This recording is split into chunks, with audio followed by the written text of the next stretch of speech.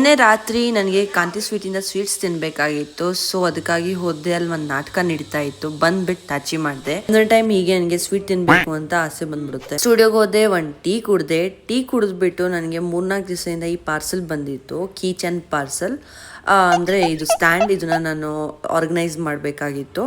So ಒಂದು ½ to 1 hour ತಗೊಂತು organise ಮಾಡೋಕ್ಕೆ. ಇನ್ನು ಸರಿಯಾಗಿ ನಾನು ಹುಷಾರಾಗಿಲ್ಲ. ಸೊ ಇಷ್ಟು ಕೆಲಸ ಮಾಡಿಬಿಟ್ಟು ತಿರ್ಗಾ ಹೋಗ್ಬಿಟ್ಟು ಬಿತ್ಕೊಂಡ್ಬಿಟ್ಟೆ ಮನೆಗೆ. ಬಿಕಾಸ್ ರಾತ್ರಿ ಇದೆ ನಮ್ಮ ಪಾರ್ಟಿ, ಆ್ಯಂಡ್ ಈ ಪಾರ್ಟಿಗೆನೆ ಇವರಿಬ್ರು ಧನುಷಾ ಆ್ಯಂಡ್ ಸಾಹಿಲ್ ರೆಡಿ ಮಾಡ್ಕೊಂತ ಇದ್ದಾರೆ. ಸ್ವಲ್ಪ ಹೊತ್ತಲ್ಲಿ ನಾನು ಕೆಳಗೆ ಹೋದೆ. ಬಿಕಾಸ್ ಕೆಲಸ ಮಾಡಬೇಕು ಅಂದ್ರೆ ನಮ್ಗೆ ಹುಷಾರಿರಲ್ಲ, ಪಾರ್ಟಿ ಮಾಡಬೇಕು ಅಂದ್ರೆ 100% ಹುಷ ಸರಿ ಆಗ್ಬಿಡುತ್ತೆ. ಸೊ ನಾನು, ಚಿಕ್ಕಿ, ಸಾಹಿಲ್, ಸುಹಾನಿ, ಜೋಶ್ವಾ, ಜೋಯಲ್, ಆಶೀಶ್ ಬಿಯಾ, ನಾವೆಲ್ಲ ಸೇರಿ ಪಾರ್ಟಿ ಅರೇಂಜ್ಮೆಂಟ್ ಮಾಡ್ತಾ ಇದೀವಿ. ಸ್ವಲ್ಪ ಹೊತ್ತಲ್ಲಿ ಧನುಷಾನು ಬರ್ತಾಳೆ. ನನ್ನ ತಮ್ಮ ಇವತ್ತೇನೋ ಬಾರ್ಬಿಕ್ಯೂ ದಬಾಕ್ತಾನೆ ಅಂತ ಅವ್ನು ಮಾಡ್ತಾ ಇದ್ದಾನೆ. ಅಂತೂ ಚೆನ್ನಾಗಿ ಅನಿಸ್ತಾ ಇದೆ, ತಿನ್ಬಿಟ್ಟು ನೋಡ್ಬೇಕು. ರಾಂಬಿಯ ಬಿರಿಯಾನಿ ಮಾಡಿದ್ರು. ಇನ್ನೇನ್ ನ್ಯೂ ಇಯರ್ ಬಂತು, happy new year to all.